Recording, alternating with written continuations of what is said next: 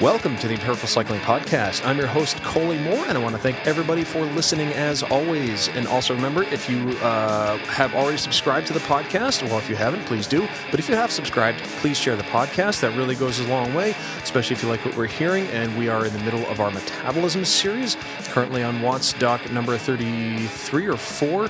And so we're going to be talking about some cool stuff coming up. Also, we are an ad-free podcast, so if you'd like to support the show, you can do so by going to empiricalcycling.com/donate. And I especially want to thank our monthly recurring donations, or people who make those donations. That really goes a long way. Thank you all so much. We have some show notes up on the website, really not much, just kind of a description of the show, what we talked about today. And if you have any coaching and consultation inquiries, questions, comments, and especially right now is a great time to get a coach, looking forward towards next year. We have some open roster spots, so please shoot me an email, empiricalcycling@gmail.com. And also up on Instagram, as always, AMAs and the stories on the weekends. Once in a while I do a double, trying to get them up on Saturday. So look for it Saturday morning. If the answers don't make sense this week, and I'm sorry, I'm in the middle of timing a race. So look out for that. And so today, up on the podcast, we have Alex Carmona, who has been on before. He's an empirical cycling coach. And we also have Taylor Warren, who is an athlete I've been working with this year. And so we'll talk about kind of training and USA crits. And we're going to go through some, because these two guys are really experienced athletes, but this is their first year really racing a full big crit calendar. And so we talk a lot about that. We talk a lot about kind of managing the season stress and training and recovery and travel. And, how many hard sessions do you do, kind of tips for recovery. We talk about some tire pressures, and we talk about, lining up against the really, really big teams. So I hope everybody finds this podcast really interesting. I thought it was a really fun one to do, and I'll see you on the other side of the interview. Let's see. Let's start with Coach Alex Carmona, coach here at Empirical Cycling. So, Alex, you've had quite a race season. So tell me a little bit about it. Like, what's the 10,000-foot overview? The 10,000-foot overview. Well, a lot of crits. I think I raced 2 road races and, oh no, it's not true. I did Joe Martin, so maybe 4 road races and 20-something crits. And that's unusual for you, because I remember when you were coming up here in New England, you were the guy who did the road races and would always smash everybody in the punchy finishes. What's your physical kind of makeup as a rider, and what are your strengths and weaknesses, and how did you have to change that for a season of crits? Yeah. That's a good question. And I guess something I want to just highlight is that the last season I raced, which was 2019, I didn't race a single crit. It was only road races and stage races. And at that point I was I'd taken a break from racing in 2018. So I was like, well, if I'm going to come back to this, I'm just going to do what I like, which is road races and stage races. And I'm not going to race a crit because I just don't have to if I don't want to. Yeah. And so who are you racing with? What team? This past year, I was racing with the BSCG Support Clean Sport Gut and Plan Coaching team. Cool. All right, Taylor, how about yourself? What's the 10,000-foot view on your season, and who'd you race it with? Yeah, so the 10,000-foot view, it's actually really similar to Alex's, where I'd say I'm primarily a road racer and stage racer. But in America, those races don't really exist anymore. So you have to pivot a little bit if you want to be a competitive racer at the top level these days. So yeah, I was similar to Alex, where I did Joe Martin. So I got a lot of road races out of that, 2 road races. I did Pro Nats, which was that's always an experience. And I did maybe 1 or 2 more local road races. And then the rest of the year was the USA Crit calendar. And that was quite a big pivot for me as well, as far as just tackling the demand to the crit to the high level, the mentality of crit racing, the lifestyle of, sleeping in the hotel for the whole day and then drinking a cup of coffee at 7 p.m. to get yourself pumped up to race a crit that starts at 9. It's just a totally different ball game. And like not only myself, but the team I raced for, CS Velo out of Philadelphia, like our whole team had to pivot and adapt because our team was developed for the PRT calendar for doing stage races. And um, we're not the most crit savvy bunch of riders. So it was definitely an adjustment period for the year. So actually, well, you mentioned two things, and I want to touch on one real quick before we move on to the other. So you mentioned the mentality of crit racing. So how would you both describe the difference in the mentality of crit racing versus what you're used to with road racing? I'd say crit racing is much more intense than road racing. There's not a lot of time in a crit versus a road race. Like a road race will play out over the course of 3, 4, sometimes 5 hours. So there's a big crescendo in a road race where things tend to build and build until there's a cracking point in the race. Whereas in a crit, especially this year, more so than I can remember from past years, it seemed like the racing was full on from the gun. Positioning is super important, so people are fighting for the front, literally a minute into the race, and that changes the mentality because you have to not give an inch to anyone, and you have to protect your space in the field. And these races are more crash prone, so that's always like in the back of your mind. So you just have to go in with maybe a little more courage than in a road race and be proactive and like really responsive to what's happening around you. Yeah, I agree with everything you just said. Yeah, I mean, a road race I think just has a different rhythm to it. Whereas, yeah, I feel like in my experience racing crits this year was just like from the gun, full on. And, I think going into it, I expected, maybe there'll be like a lull 15, 20 minutes into the race, which is, people often say happens. And it just didn't, it just stayed full on. And I think if you wanted to do well at all, you have to be moving forward and moving front. So it's just like, yeah, it's just no time to let your guard down. You always had to be focused and working. And especially for someone who's new to it, you make mistakes and then you pay for them. So it was just a lot of work. I feel like I've raced a lot of challenging races, but these were some of the most challenging things I've ever done on a bike. I mean, so because neither of you are like really new to racing, like you've been doing it for 10 years longer now. So like, and you both have obviously raced criteriums before. So like what adjustments like needed to be made from your previous criterium experience versus this level of crits? Yeah, I've definitely done my fair share of crits before. I mean, if you're racing in the US, you're definitely going to race crits. I think the main difference, though, is like a lot of times when I'm doing a crit, it's in the middle of a stage race. People are a little tired.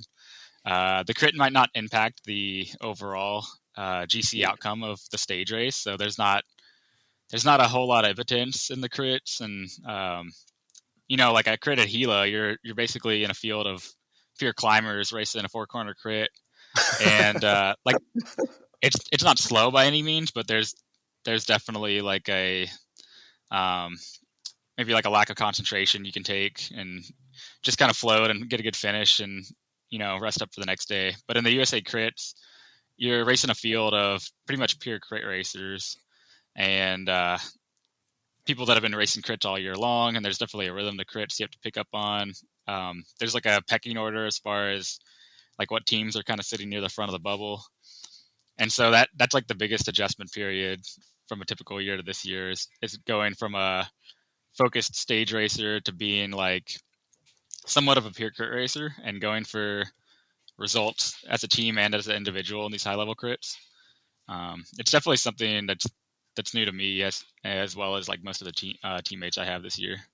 Alex, why don't you talk a bit about your experience with the pecking order? Because I think a lot of people are curious, like, what's it like racing Legion and Best Buddies and Automatic and, people who on video have, pushed people into curbs, not accusing anybody directly, but, it's definitely on video that, there's a lot of really aggressive kind of stuff you might actually see in football where you don't really expect it in bike racing a lot of the time, especially at, the more amateur levels. Yeah, totally. So I think as a kind of newcomer, first time doing all these races, racing on a team that, is mostly, I'd say, composite riders or like, guys who may be new to the team that year, who are just like guest riding for races, we didn't really have, a team tactic thing down. And a lot of the teams are like that. I would say maybe like half or so are just kind of there doing it. And then, you have the bigger teams who are really working as a team. They have a strategy, they have a plan, they have funding, they have organization, et cetera. It's just a different level. So I feel like you have such a variation of racers and teams in these races. So I think for me, again, as a newcomer, I was very much like a passenger to these races. I was just like holding on for dear life, and hopefully I can hold on long enough, finish the race, and maybe move up a bit towards the end. But I feel like, yeah, in my experience, it was like, Legion, Best Buddies, Butcher Box, Automatic, CS Fellow, maybe like kind of a handful of riders from the other smaller teams that were really racing each other. And then the rest of us were just like trying to finish. Yeah, I mean, a similar experience to Alex. I think being on CS Velo, we started to establish ourselves like towards the end of the year. It was definitely a big learning curve, and the way the criteriums were raced were, in my experience, a lot different than even some of these like high level crits in the past. Like people always talk about the UHC Blue Train days where you'd be racing a crit and it'd be pretty standard. Maybe some attacks are going. And then the last 20 laps of the race, United Healthcare would get on the front and just basically they'd line up their 7-man team or whatever and just pin it at like 50K an hour. And so at that point, you're like not able to really move from where you are as far as position wise. And then, like, it is a good rule. It's like where you are 10 to go is most likely where you're going to finish, plus or minus, 1 or 2 spots. But this year, it seemed like Legion was able to control the race to that degree, but for the whole race. So they would line it up on the front from the 5th lap. They'd put, 4 guys rotating on the front and just hold the speed at 30 miles an hour, just fast enough that it stayed strung out and people were having a lot of difficulty moving up or changing their position. So then you'd start to see this dynamic that I've seen a lot in like a world tour race where teams are just lining up like in a train. Because like the only way you can combat the power of Legion is if you connect like just about your whole team, all 6 guys in a train, rotating, swapping, riding in the wind, and basically fighting for the position at the front of the bubble. And so you'd get this pecking order established as the year went on, where Legion would basically take the front in the first few laps, hold it there, and then you'd have secondary teams or maybe teams that could even win the race, like Best Buddies and Butcher Box. They would typically be fighting right behind Legion to hold their spot. And then you'd have Automatic and a team like us, CS Fellow. We'd be kind of fighting for that 4th, 5th in line spot. Hoping to make like a big push at the very end to try to overtake as many positions as we could. And then typically you'd see a big ramp up in speed coming into the last 5 laps. And like the lead group of riders would actually separate. Like you'd find the top 25 guys, the speed is so high, would just kind of roll away from the rest of the field. And if you didn't make that split, you were just kind of shit out of luck. And yeah, try again the next time. So like it all became trying to get all 6 of our guys together, which riding as a team at the front of a crit is very difficult. You have people sliding into gaps and teammates getting separated. And like we're all mic'd up too. So we're like trying to communicate on the headset. That gets really difficult. You can like barely hear anything. It's just total chaos. And you've got to take a hand off the bars to like press the talk on your mic, and like I can't imagine that's easy. Yeah, I mean, half the time I would just take my earpiece out. I was like, I can't hear shit. This is not helping. I know I'm supposed to move up, and so like you can only use it so much to some degree. I think as we got better in the year, we were able to coordinate and use our mics more, and the headsets became actually helpful. But at the beginning of the year, it's just total chaos, and yeah, it's just trying to figure out how to ride together and hold that position as close to the front as possible. Super difficult. Yeah. So, what's your take on the physical demands of having of being good at these criteriums, because you're both coaches. Alex, you're with me, and Taylor, you're a coach in your own right, but I coach you. So with kind of that perspective, that we're all kind of nerds on this stuff, and knowing my podcast audience that you both know pretty well is just a bunch of nerds. So feel free to talk about the nerdy aspects of the fitness that you kind of need, and if what ways can you adjust your racing style to to kind of smooth out the accelerations, or maybe is it like course dependent, or maybe is it depend on what's happening? Like, what would you say you need as an FTP, as a sprint to do well? What kind of watts do you need to come out into the wind and move up at 30 miles an hour? Yeah, I've been trying to think a lot about this just for myself and for other athletes, because I feel like in a lot of ways this year kind of threw what I knew about racing crits out the window and like what it requires. And I think it is course dependent, and it's also, I think, dependent on how good of a racer you are. At Boise, for example, it's a flat, very fast course, 4 corners. It's known as being like the fastest race. So there's no like hills or big features in it that make it difficult or anything like that. But what I noticed, given that it was so fast, it was so hard to move up. And I just kept finding myself at the back, which is really not a good place, I think, in a crit like that, because you're slowing down to the corners, having to accelerate out of them, etc. So I was like, I started cramping a bit. I'd say maybe 25 minutes in, but I was just dying. I was like, this is the hardest I've had to ride, and I like knew it. I felt it. I was like, I am working harder than like everyone else in the race right now. So I think it pays so much. I think more than being fit, to be able to handle your bike well and race well. Because if you can position well and move up and know how to corner, you're barely pedaling. You're doing no work. I don't want to say no work, but a lot less work than other people in the race.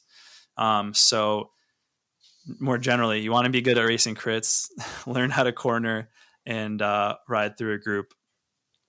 Yeah, I'd say to that same note, crits are so heavily skill based. Whereas like a road race, you might be able to get away with like subpar bike handling skills, especially if it's like a fairly straightforward course. Whereas in a crit, especially these USA crits with like most of the courses were fairly technical. You could be a rider with maybe a 300 watt FTP, nothing crazy, and get top 10, get top 5 in these races, as long as you could position really well and corner really smoothly and just float as much as possible and save your energy for the last 5 laps.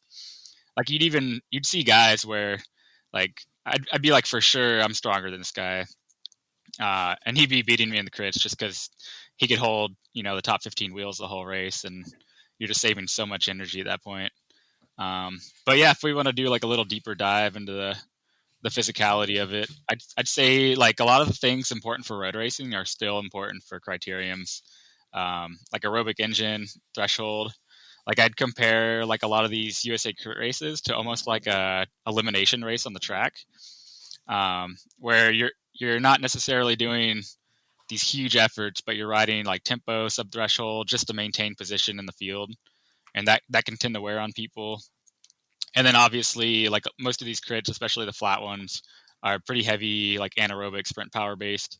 You can look at the physics of like what it takes to come around someone, but if you're fifth in line and the train's going 36 miles an hour, you're probably gonna have to do like 1,500 watts to pass the person in front of you or so. So yeah, you need a pretty big sprint if you're gonna contest these pure flat sprint finishes. And then like Alex was saying, it's also very course dependent. Like I really enjoy a crit with a hill in it. I'm a smaller rider, so that tends to favor me quite a bit. And I have pretty good repeatability, so not necessarily the highest maximal sprint, but I can pop off 600 watts over and over again.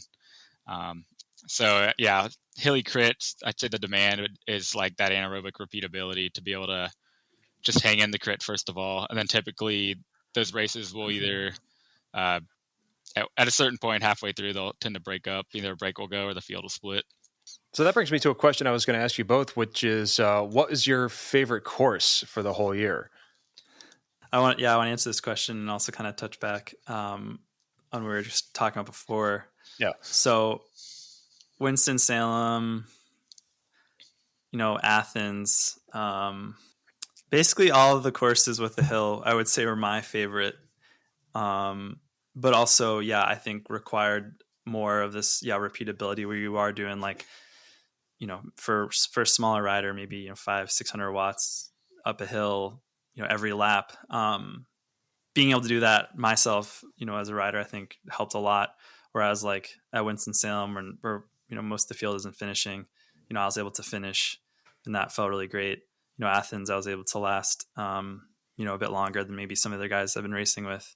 I think Athens like 150 or close to it started, and like I think 25 ended up finishing.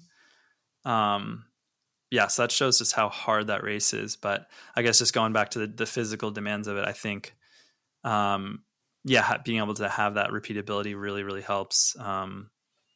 If you're a strong like breakaway rider, a strong TT guy, sure, you can maybe go off the front and just hold your effort for the whole race. But I don't think it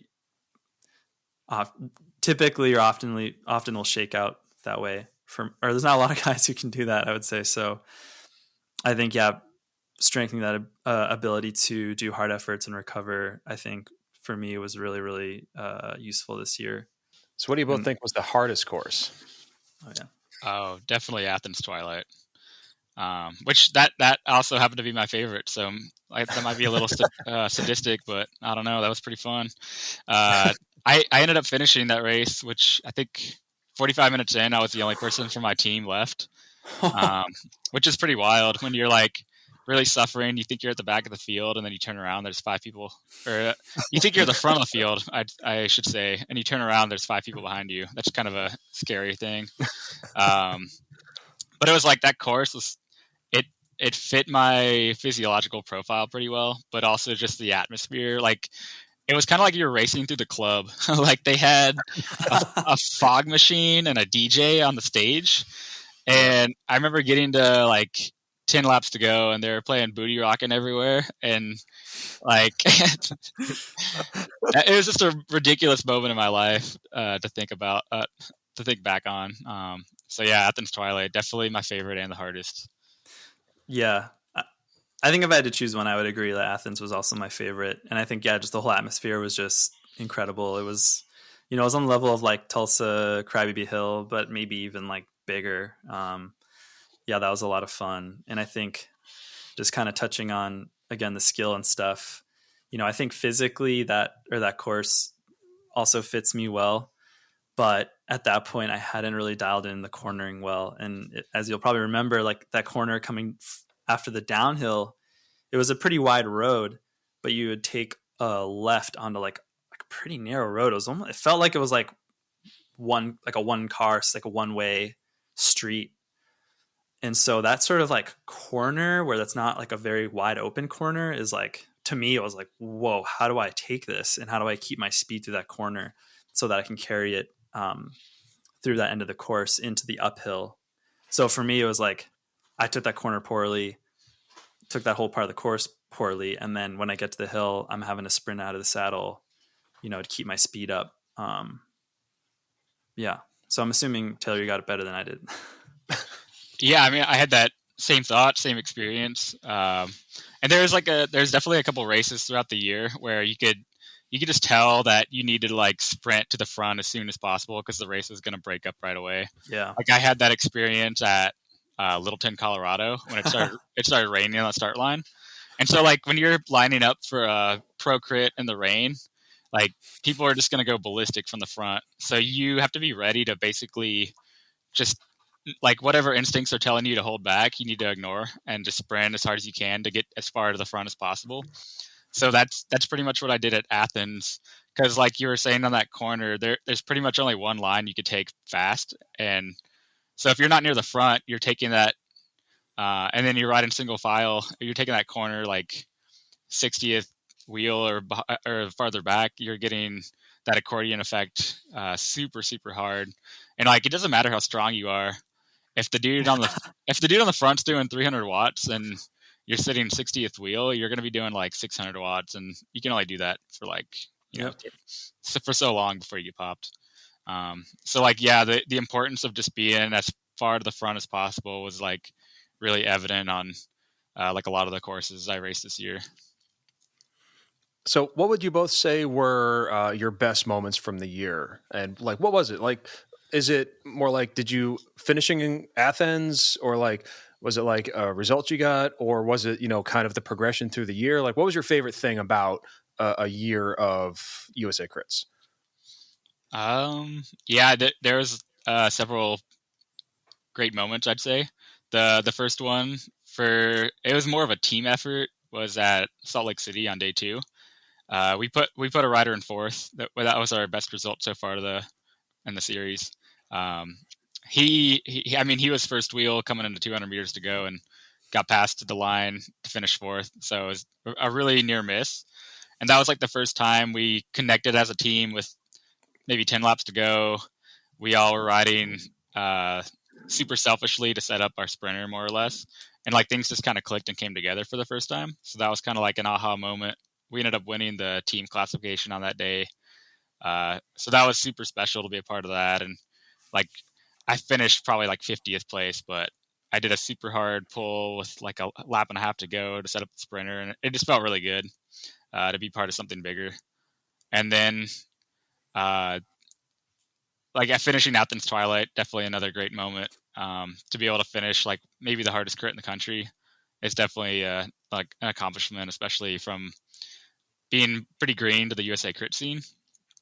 And then the last great moment was I capped the year off really well by finishing 4th the second day at Winston-Salem. It wasn't on the USA crit calendar, but it was pretty much the same field, same caliber of riders. And I was able to sniff out the winning break and finish in that lead group. So that was a super special moment. It felt like a little bit of a long time progression in coming. So yeah, combination of those 3 moments comprised a pretty great year for me, actually. That's awesome. Alex, how about you? Yeah, I mean,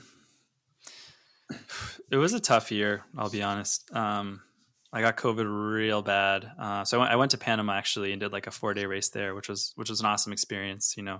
I guess they were kind of sort of crit circuit races, but they were like really sketchy courses, a lot of sketchy racers. I mean, it was a cool experience for sure, but it was, not my favorite racing conditions. And then I got COVID real bad. And yeah, I was like laid up for like 2 weeks, and then took up like a month for me to like recover from just being so sick. So that kind of really messed things up for me. But anyway, putting that kind of into perspective of my season, it's like, I wanted to by the end of the season be able to like, show up to a high level crit or a national level event, a USA crit, and be able to like, race it and finish decently. And that's, I would say I worked to that point, with Winston-Salem. Day 2 didn't finish as good as Taylor, a lot of respect. But I finished 16th, which was like my best placing at like one of the bigger crits. And kind of like was that confirmation. It's like, okay, you finally got this after a whole season of a lot of challenges and stuff, because again, I went from just holding on, trying to finish, being like, what the fuck is going on? Oops, what the hell? Can I swear? I don't know. Oh yeah. Fuck yeah. Okay. Yeah. So I went from like barely finishing to like, yeah, I can finish top 20 on like a challenging course, and not even so much the result, but it's just like, I went into that day like, okay, I can take the corners. I know the lines I need to do. I feel comfortable here. I feel like in my element, so to speak. So that was, I'd say, kind of my biggest thing. It's definitely a very like learning, a year of new experiences and getting my teeth kicked in. Yeah, and putting that accumulated experience to use and to practice and having something to show for it. Exactly. Yeah, awesome. Okay, worst moment. Alex, besides getting COVID twice, right? Actually. Well, that first time was last November. Okay. So, what was your worst moment of the year? Other than COVID, was Littleton probably. Actually, well, okay, it's a two-way tie. Littleton, it was raining. I historically, I mean, I crashed in a crit years ago and broke my collarbone, and that really it took me a bit to recover from that as far as like mentally being able to like race aggressively in a crit again.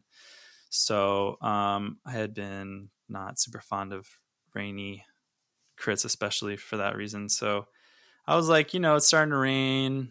Let's just see how this goes. Just gonna send it. And I just within 2 laps, I was just off the back. I was gone. I was like, nope, can't do it. I just couldn't do it. So that was a real bummer. Yeah, just totally froze. Couldn't do it. And then crashing at amateur nationals in the road race. But like 2K to go, 2 corners to go, sitting maybe 15th or up there, and just taking a corner too hot, hitting some sand, washing out, crashed pretty bad. Yep, those are the worst moments. As far as worst moments go, I didn't have many this year, which I'm like super grateful for. Very rare in the world of cycling. I didn't crash the whole year, which I don't think I've ever done that. I think I've crashed at least once every single year I've raced. I mean, it's bike racing; like crashes are part of it. So having a year without crashing, like that was a big win in my book. Like I did Littleton, I didn't do great. I was like maybe 40th or so, but I didn't crash, which that was a win for me. If I have to like be really strict about the absolute worst moments, I'd say maybe the Joe Martin crit, or like Pro Nationals road race, just because like those kind of races, they're just like humbling experiences, no matter how fit you are. So like lining up at the road race at nationals, everyone's got ambitions to try to finish or do well, and then you come to this realization like maybe halfway through the race that the world tour guys are just way better than you. And so you get shelled, and that could be like demoralizing, but I mean it's maybe about adjusting expectations at the same time. And then the Joe Martin crit, I just had a rough day. I think a lot of it was just not having done any stage racing all year. Just like the body just didn't really respond super well to 3 days of hard racing in a row. And I got dropped out of that crit. But I mean, that's just me being nitpicky. Like this year was pretty great. All right. Awesome.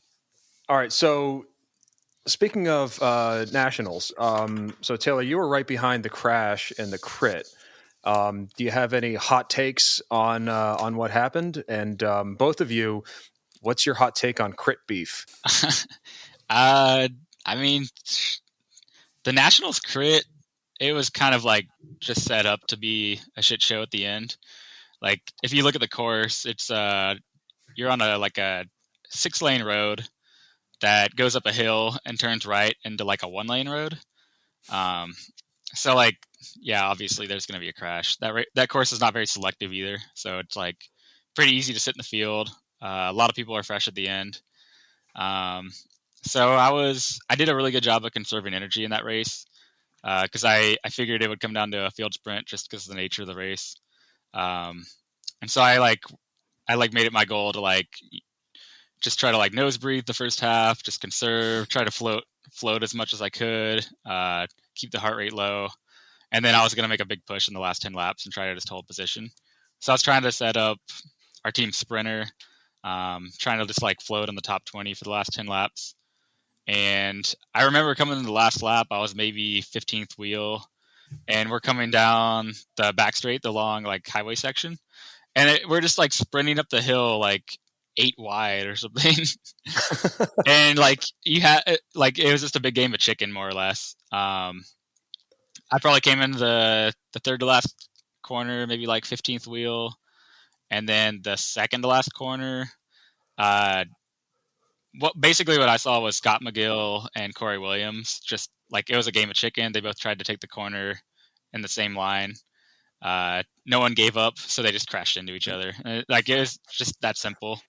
And then people were crashing into the back of them. I don't think I had to put a foot down, but I scrubbed pretty much all my speed.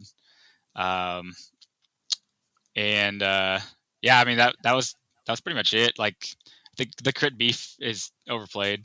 I think a lot of it is just like drumming up drama, like just makes it interesting. I mean, every other sport has drama. I don't know. I see it as like, in some ways, it's good for the sport.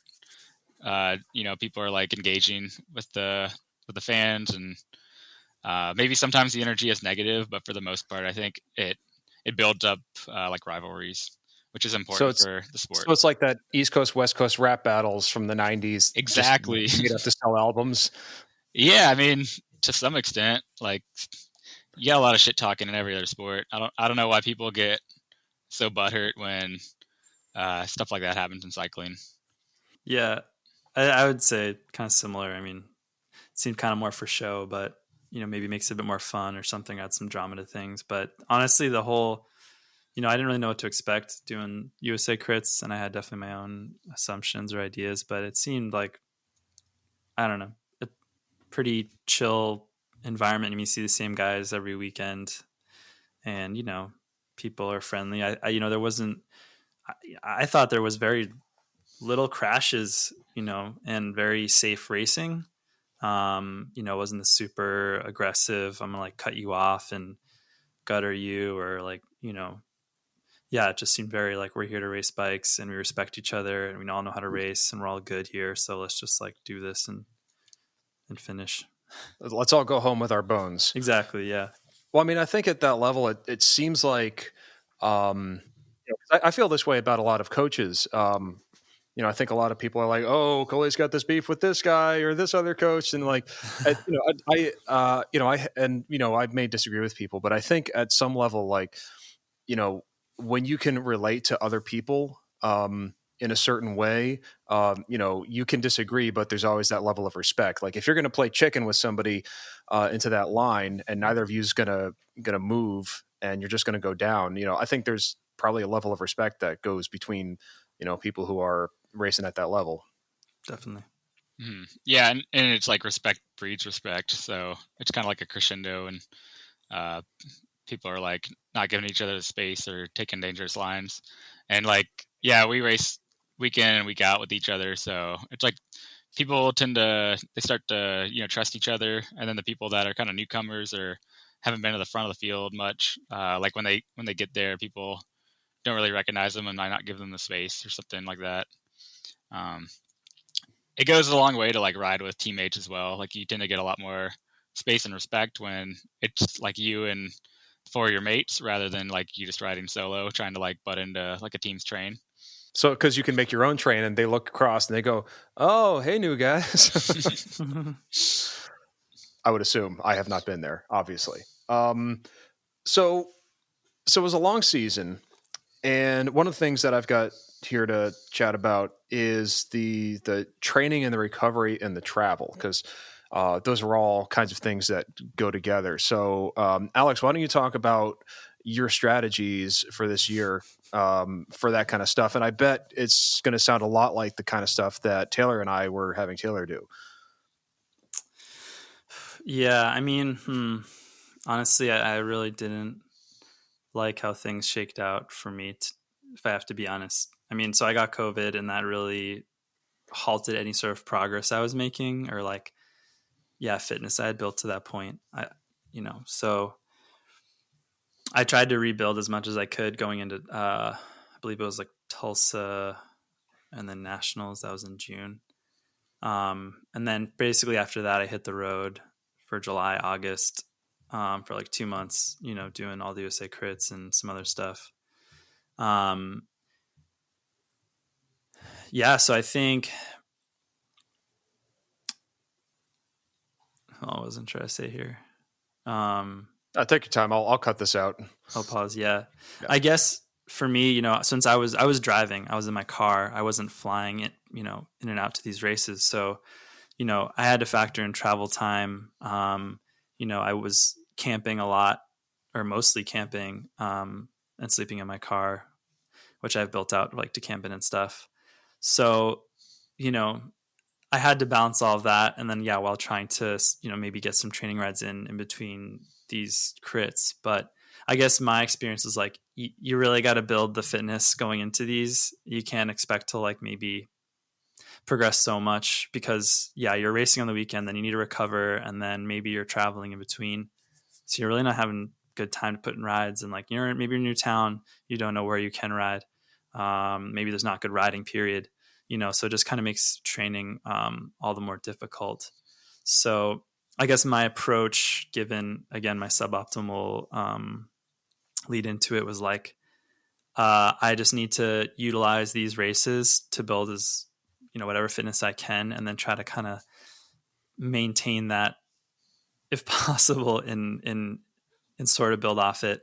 And what I found really helpful is there was like one or two times where there was like an off weekend or something, and so I really utilized that time to like get in a bunch of riding and try to make up for that lack of preparation. So I'd say that was a huge thing for me. Those kind of like lull break weekends. Taylor, how's that sound? Sound similar or? Yeah, I mean that it sounds pretty similar to Alex, where to that same note, where you have to come into the year with like a big reservoir of fitness, because like when you're in this cycle of race, recover, repeat, like at best you're maintaining your fitness. So like the more you come in with like a big base, like a big reservoir of fitness, you can try to like maintain that a little bit more throughout the year. And I think throughout the year it seemed more beneficial to take like a maintain, but like heavy emphasis on recovery. Because like like from week to week, putting in a hard interval session, it's not going to make you any fitter. It's just going to make you tired if you're trying to race every single weekend. So it was a little bit of like picking and choosing times to maybe like train through a crit weekend and maybe not have the best performance at the benefit of doing well maybe like a month down the road, or just trying to figure out if the best situation was to take a couple days easy before the crit, race the crit, and then spend a couple days easy to recover from the race and the travel, kind of like restart that process for the next week. So yeah, I think I put a lot more emphasis on recovery, especially like travel recovery and just maintaining that stress.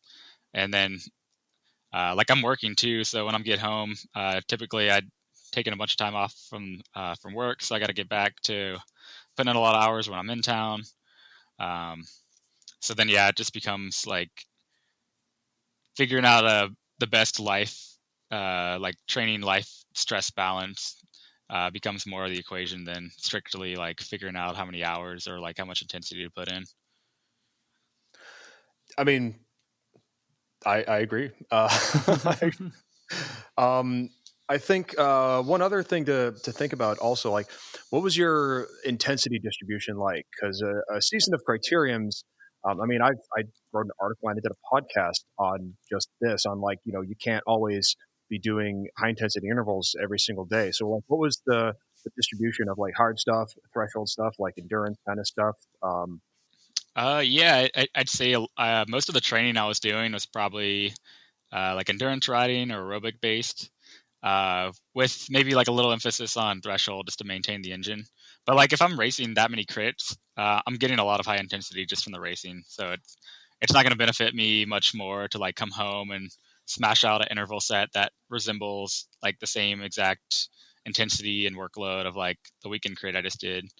So a lot of it when I was home was just getting in long easy miles just to keep the aerobic system maintained and firing, doing some threshold work to bring that level up and maintain that.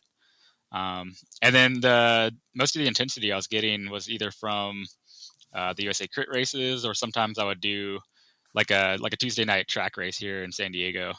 And that was basically like a substitute for an interval set. So I'd say training overall, the intensity distribution was like closer to like the aerobic side of things, maybe like a IF of like 0.6 or so, 0.65.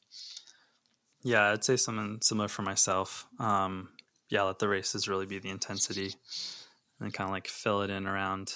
I did more endurance miles, and then some threshold work as needed. And I think too, going into the season, it was like for not having raced in a long time. I mean, you just don't have that, you know, the situations where you're just like pushing yourself to your absolute max over and over again.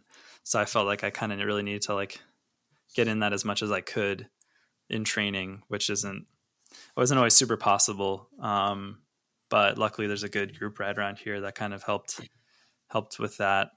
So I thought those were pretty important parts of my preparation. I was actually going to make a comment on Taylor's comment on coming into the season with a good reservoir of fitness. Because one of the things that I've tried to do with a lot of the people I coach, especially the pro athletes who have a long season of racing and not really much rest, and it's difficult to get maintenance. For instance, one of them, we got his FTP up as high as it's ever been, like in like March, and he was like, "Oh my God, how am I going to maintain this through the year?" And it was like, "Easy, you rest. like if your FTP seems like it's dropping in the year, then you rest, and it'll come right back up." And that's exactly what happened. So it was like that was the reservoir of fitness that he had. And it was super easy to kind of maintain as long as you're getting enough rest and kind of easy miles. So, that kind of thing is that's kind of been my approach, and I'm actually excited to do that with you for next year, Taylor. But does that sound pretty common for other people racing a long calendar like that? Yeah, I'd say so. I think, yeah, like to be realistic, you could probably make like 80% of the gains you're going to make is probably going to be in the off season when you're not racing, where you can actually do a proper build, and maybe you can get like 10-20% higher fitness level throughout the year if you're resting and maybe using high intensity to like cap things off. But yeah, I think that's pretty typical. Like as far as my style of coaching as well, especially for someone racing cross or like a crit heavy year. Like a lot of the work we're doing is in the off season, just trying to build fitness. And then throughout the year, it's like, I think keeping fatigue low is probably a higher priority than trying to build more fitness. So what tips could you give people for optimizing recovery and kind of fitness maintenance? Because they're kind of two sides of the same coin throughout a long racing season.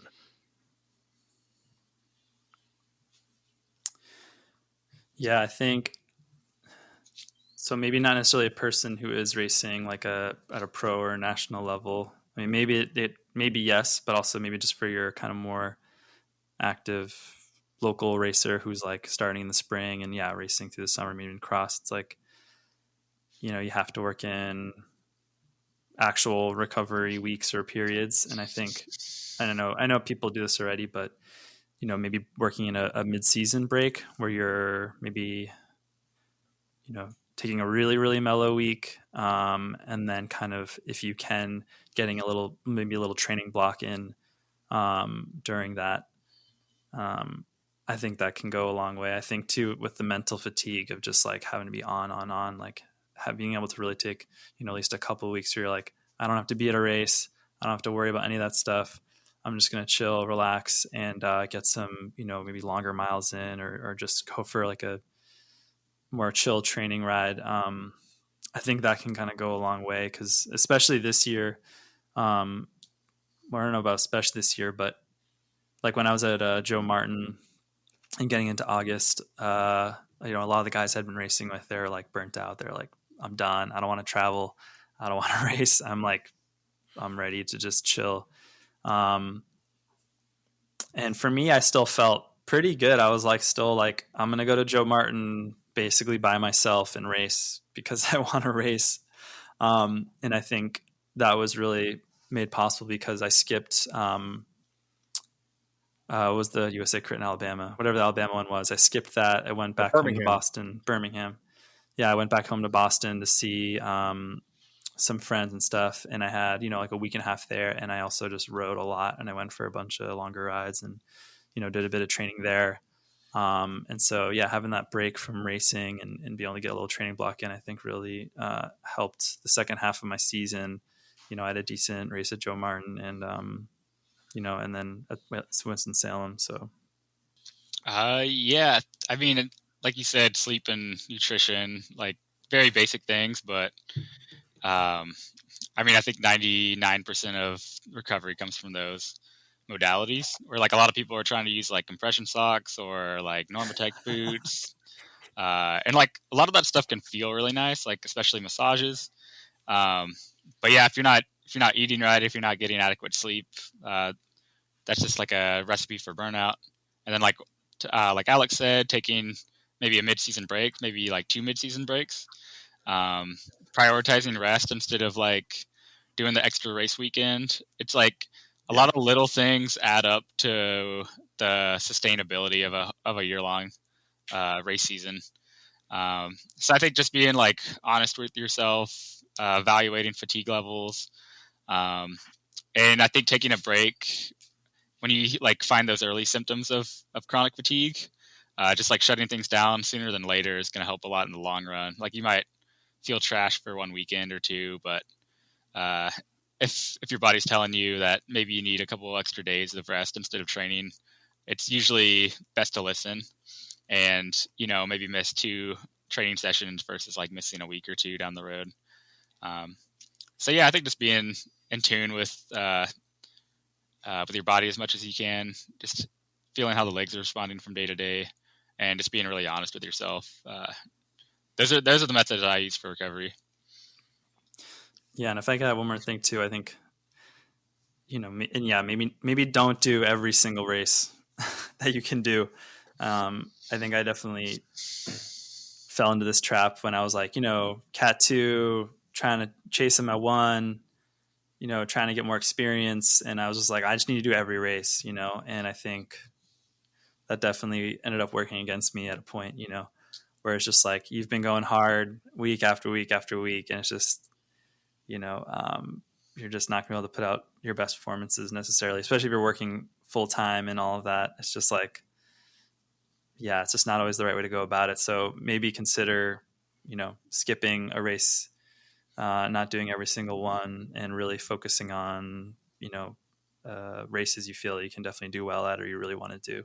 One more thing about this, let's bring it more to the coach perspective. So when you're working with a client who's exhibiting symptoms or like, trying to figure out like, am I tired? Like, am I ready to train? Like, I don't know. Like what kind of feedback would you want from a person so you could guide them better during a season like this?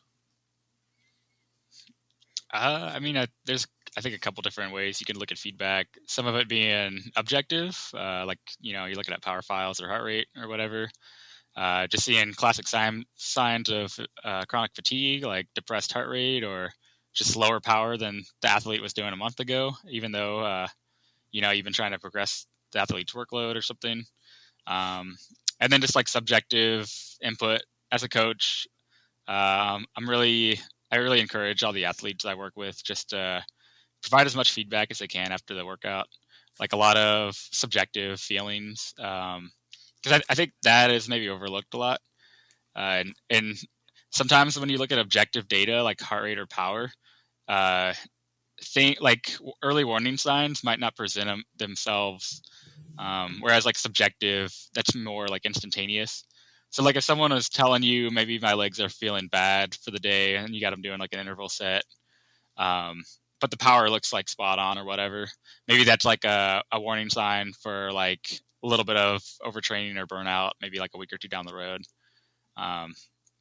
So yeah, I mean, as a coach and athlete, it's not easy. It's not an easy concept to be like really in tune with how you're feeling. Like some riders might need like an hour warm up to give like a true sense of like, are my legs going to be good today or not? So I think it's individualized for everyone. But yeah, I think getting in the habit of like just writing down the subjective feelings after a ride, that process helps you get a little bit more in tune with the physical sensations you're feeling like after each workout, and that can lead to like refining the training and recovery process. All right, Alex, over to you. Same question. Yeah, I mean, I think Taylor said most of it, really got it right, and I agree with what he said. Yeah, I think the other thing, something else I definitely look for is the like motivation side, which I think is like ties into kind of like mental fatigue. If someone's like, I just didn't want to finish, or I just couldn't motivate myself to finish, or like it was hard to stay in it. Like if this was at a race, for example, or even a workout, that to me really says, okay, we need to dial things back and chill out. So I guess if you're feeling like, oh, I don't want to do this, or just not that motivation to push yourself, that's really the time you got to like take a step back.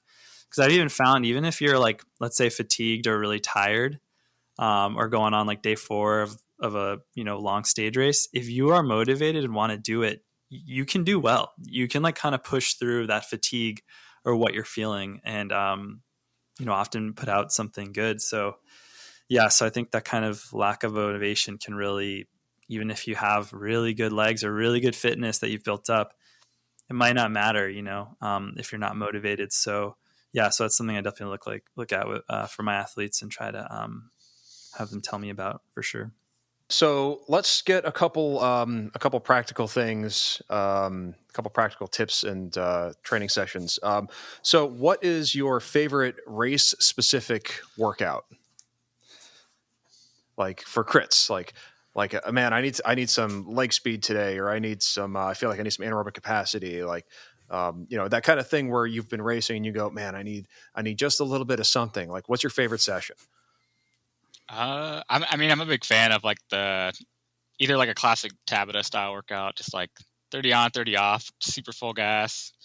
I feel like mentally I can get through those workouts easier than some, just because maybe it aligns with my physiology a little bit better, or combination of a lot of things. But yeah, that's usually like something I'll just throw in the mix, maybe like a week or two leading up to a race, just to like, put the icing on the cake.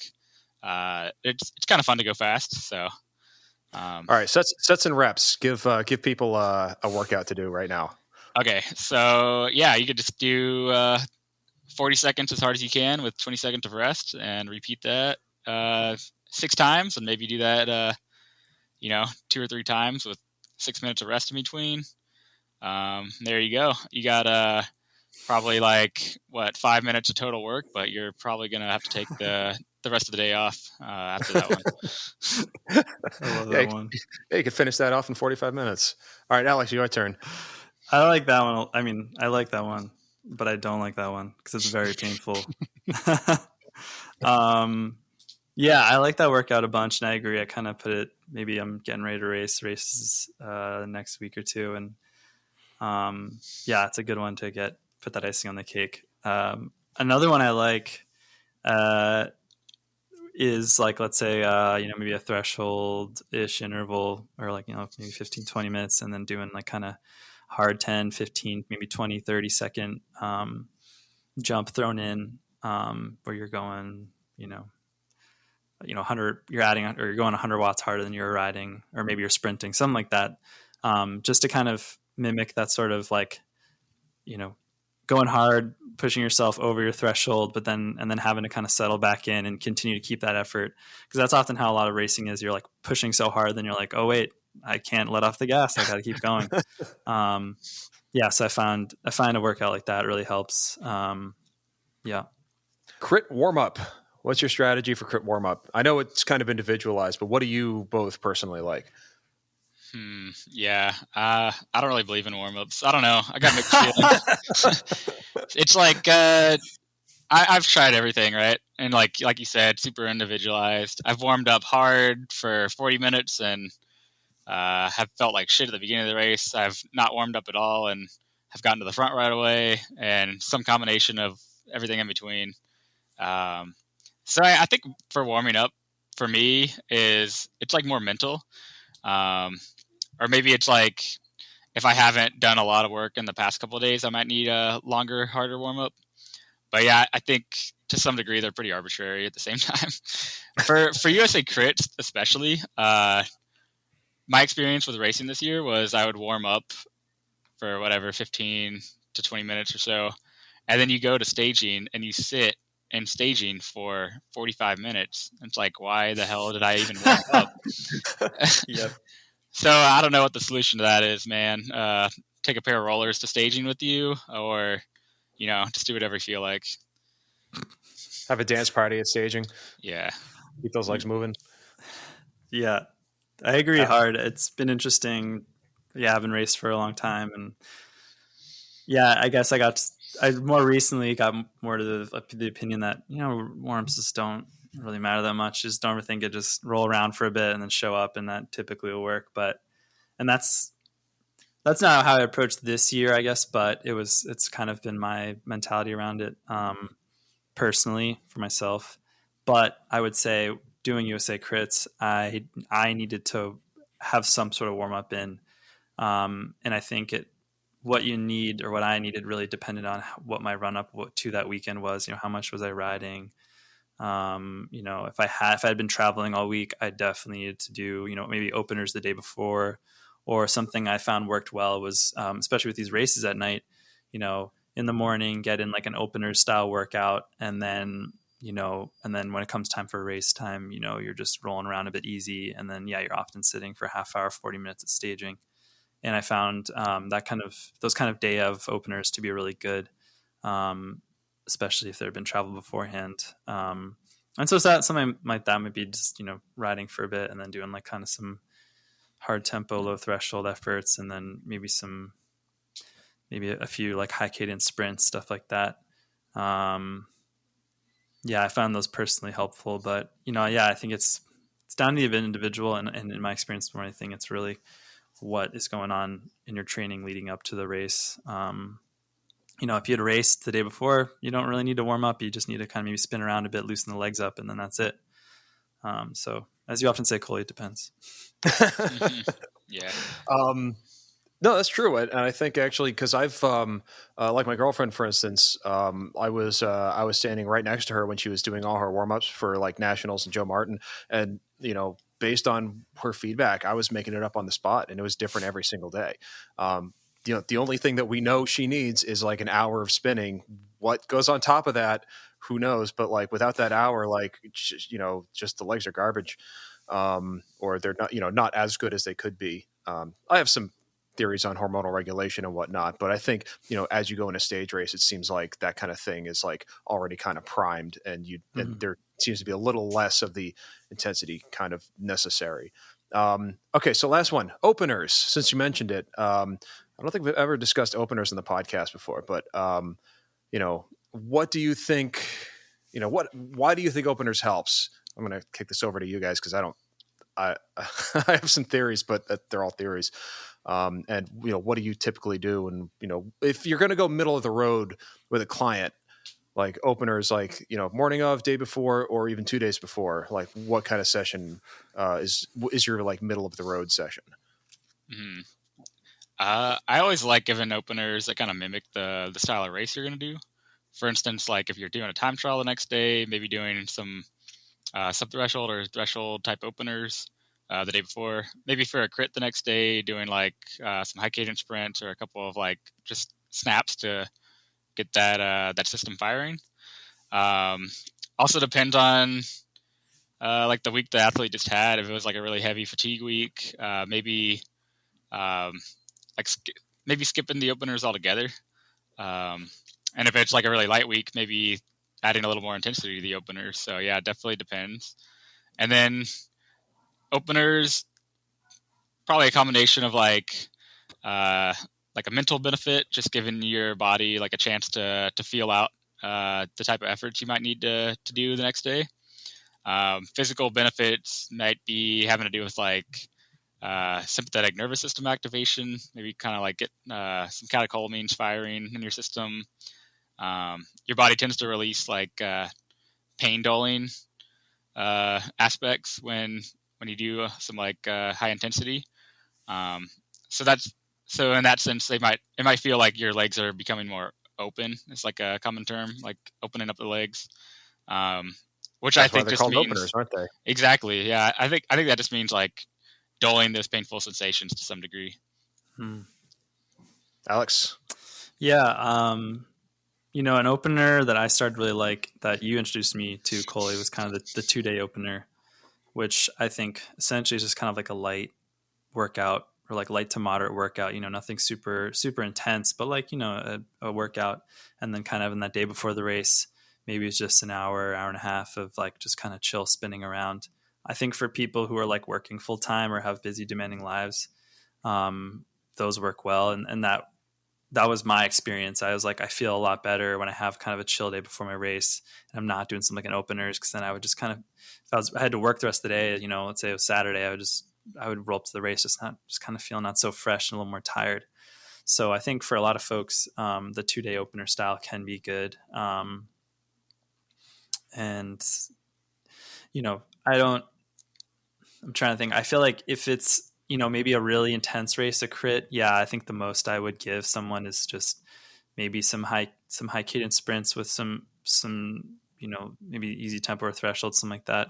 I found like if you're going to be using something or sprinting or going really hard, you don't really want to be doing that like 2 days before, I guess maybe in some cases it's not a bad idea, but that's just kind of in my experience. And then I think maybe for something like a road race, your openers, if it's a longer road race, you really, that kind of serves as some of that kind of like opening where you're riding a bunch in the beginning and not going super hard. So I think something like a road race, you might not need so much of, like a very specific opener. It can be a little more open-ended and, yeah. And I've actually found that one of the things I like about 2-day openers is that, 2 days before the race, you can actually push somebody a little bit harder than the day before the race. And you go, they need this to feel pretty activated and open, but also like, you kind of need a chance to recover sometimes. And so, a lot of people day before the race, like I knew a guy whose opener set, he would like, train really hard, like Tuesday, Wednesday, take Thursday off, and then for just spins barely pushing the pedals like 50 watts for 2 hours on Friday. And Saturday, he would just smash everybody. So yeah, it is very, very individualized. All right. Anyway, so USA crits.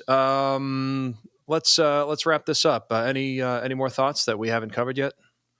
I just want to say again, from my experience this year, starting as a total noob, not knowing anything, and then, working my way through that. Really, if you want to be good at crits, and especially a hard, high level crits, practice your cornering. That'd be my number one thing to say to anyone. Just practice as much as you can. And I even started doing this mid-season. I was like, I got to practice this. I got to do this. That's sometimes not in a race. So something I found that was really helpful is I found a downhill that would get me going really fast because you're cornering at 30 plus miles an hour. So it doesn't matter if you can corner well at 20. You got to do it at 30. So I'd find a nice downhill and quiet neighborhood. And I would just practice taking this corner at, different lines and then really trying to hone in, okay, what feels best? How am I able to take this corner with as much speed as possible? And I guess it's not so much necessarily lines. It's more, when are you exiting the edge of the road? Because ideally you want to take a corner right from the far edge of the road. When am I cutting in? What's that point that'll let me hit the apex of the corner nice and tight so I can keep pedaling and exit well.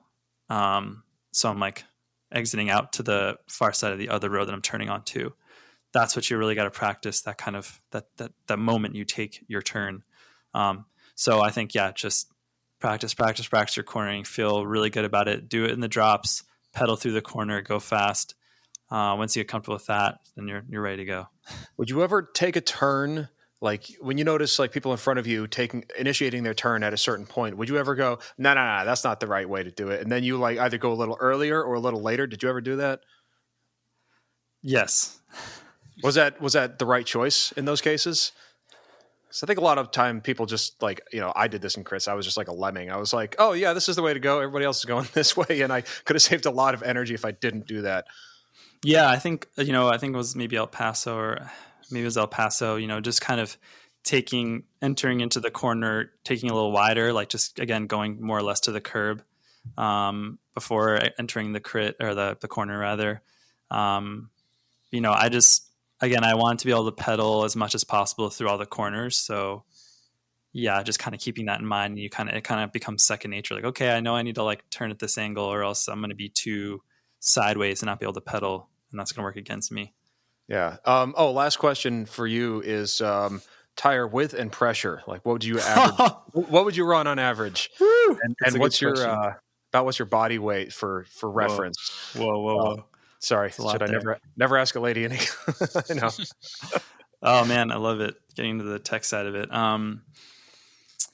Yeah, I started racing this season on 25 millimeter Vittoria Corsa G2s, latex tubes, and I ran those and so I guess, you know, time of year depending, but maybe anywhere from 65, 66, maybe 67 kilos, somewhere in there. I ran those at usually 80 front, 85 rear on 25s. That was okay. And then I switched kind of mid-season to Conti GP 5000s in a 28. And I kind of actually, the shop I was getting it from, they didn't have 25s. So I was like, well, guess I'm going to run 28s.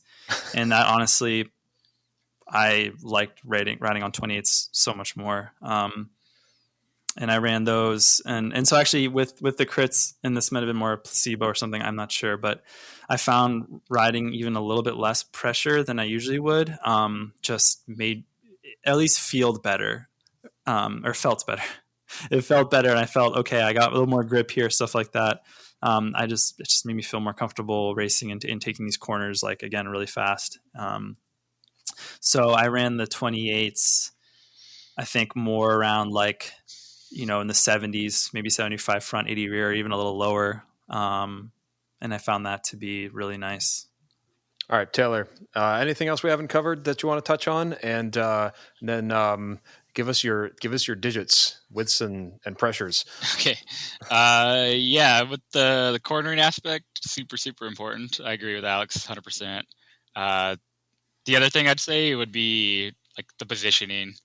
Like, I know a lot of riders are super good at cornering, but then when you put maybe like 5 people around them, their cornering goes to shit.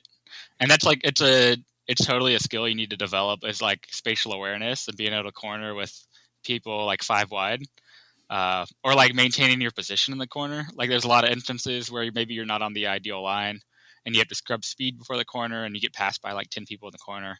And then you're having to sprint on the straightaway to make up that ground.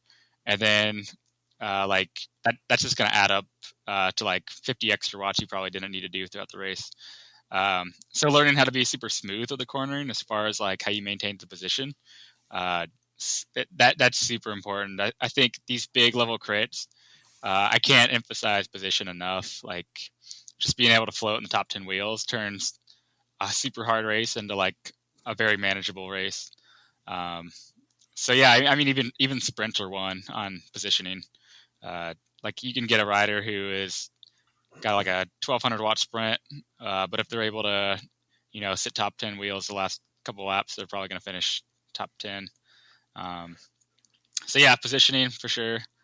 And then as far as tire pressure goes, yeah, my opinions are like varied on that as well. Like, I don't know, a little bit arbitrary also in my opinion. Like, a lot of the floor pumps I use, like, are those even accurate? So, right? So like, what do you like? Yeah, I guess you can be precise, but it's hard to be accurate with that kind of stuff. So I took the approach this year of setting up my race wheel set to have like a pretty wide rim profile. So I would run like 25s for the most part, but if I would measure the actual tire width on the rim, typically they'd measure out to like 28, 29.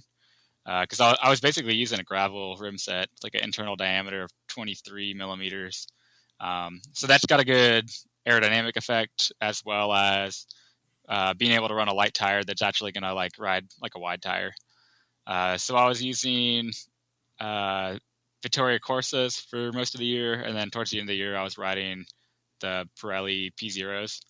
The Corsas were in 25, that measured 29, and then the Pirellis were 24s, I think, that measured to like 26 or 27.